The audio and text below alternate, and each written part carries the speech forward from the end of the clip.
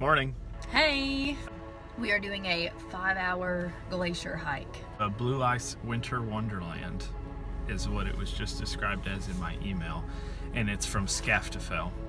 I'm excited Good weather about for it too. Nick, show them the weather. Oh, it's pretty much beautiful. Sunny, dry, just crisp air, just absolutely beautiful. So our positivity is so positive that it's not real.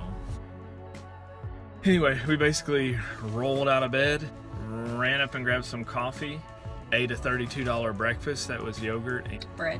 Oh, they did have some chopped up red bell pepper. That was good. It actually We've spent $100 on food on the last 2 meals, and they're very basic. Like my dinner last night was fried pork chops and potatoes, and it was $40. But you don't come here to eat. No, the store and cook it at our Airbnb. Are you serious right now? What?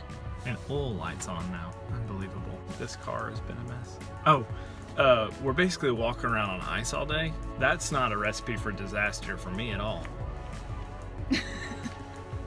I fell on ice as a kid, and that's why my teeth are gray right now. So, I'm gonna be walking with both my hands out to catch myself.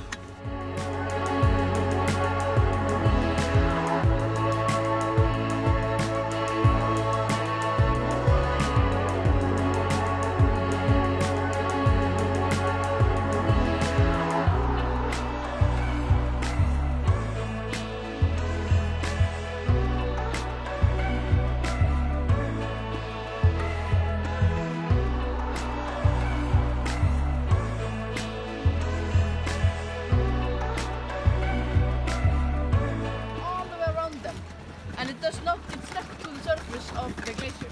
So we can pick it up and we can put it back down and it just keeps on growing. You can kiss it and it just happens in 3 glaciers over the whole world. So it's not really common.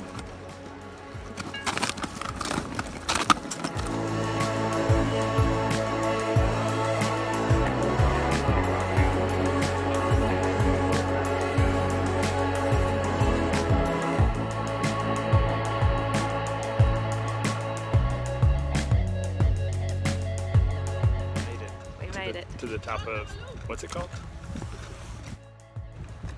But anyway, we just had a look over into a crevasse. Yeah, couldn't really see. I'll show you it.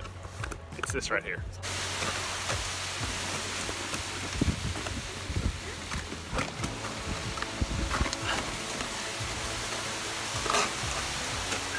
We're about halfway through the hike, 2.5 hours in. I think we're gonna go up a little bit further and then we'll head down.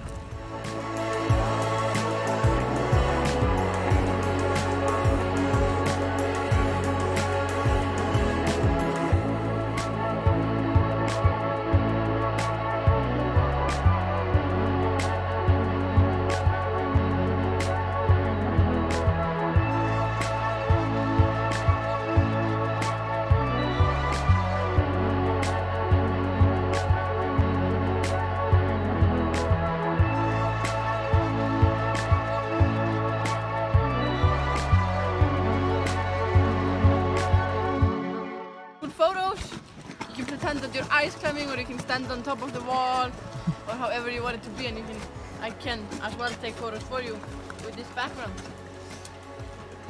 We have some pretend rock climbing going on in the background, so that's fun. Okay, so it's like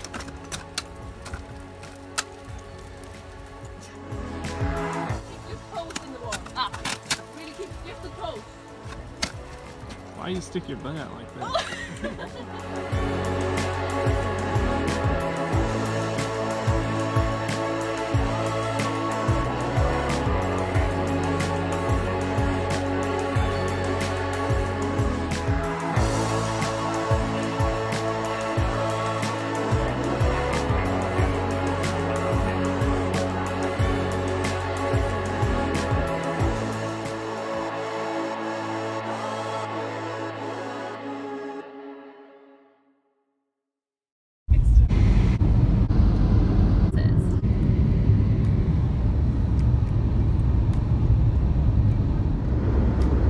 in the driver's seat now, baby.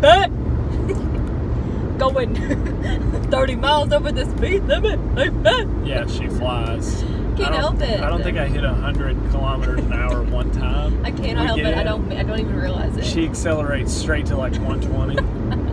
And I don't know what the equivalent is, but I'll say that the speed limit's 90. Yes, 90. So you got a lead foot. It's not about Iceland right now. Oh, it's not about Iceland. We're at Iceland. And we just did a 5-hour glacier hike in freezing rain. We were not happy at first. Check it out. It's been mildly stressful because our other trip got canceled and this one got rescheduled, and there was a little more cost involved.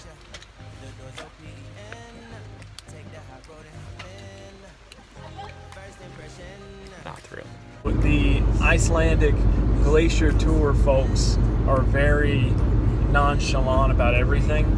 Even on the website, it's like, this tour is intermediate. It's like 5 a moderate hours. It's hike. like a moderate, not bad. No. It was. You should open up. I'm trying to put your heart together, found it broken up, going up in smoke. And for Nick to say that, you know. Okay, so like we could do it. Yeah, we and did it. In a sense, it was easy. Not easy. It was. I would say it's moderate. But things in America, that would have been called an extreme hike. And which is the not. Guides don't even stay with you. There's not one in the back. They stay with you, but like you're off on your own. And they give you a very short lesson on how to use crampons, which are the shoes with spikes that you put on them. Well, anyway, and they go way far ahead of you.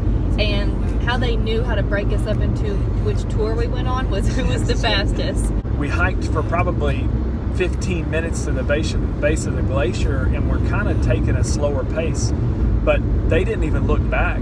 They just went on, and if you kept up with them, well, you were at the front, and if you didn't, well, you were at the back. And then later they told us the inside scoop was just what Lauren said, that if you were at the front of the pack, they were going to climb to the top, and if you weren't at the front of the pack, they were going to go slow, and you had a different guide that would take its time. But we got to see some pretty sweet stuff, and our guide's name was Patty. You can pretend that you're ice climbing, or you can stand on top of the wall. The only Icelandic guide that was there, of the probably 5 that we saw today, they were from Mexico, from the Czech Republic. I'll add in what I don't, and I won't what I won't. Lauren trying to tell me how to do my video. By Nick talking for an hour. I don't tell you how to take your pictures. I take good pictures. I don't need to tell how to take them. That hike would have been in America.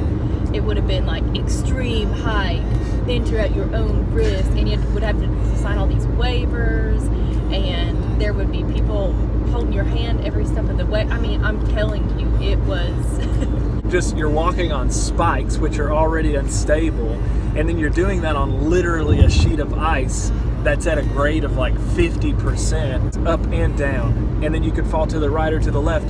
And then to top it all off, I asked her if people ever get hurt. She says not really ever.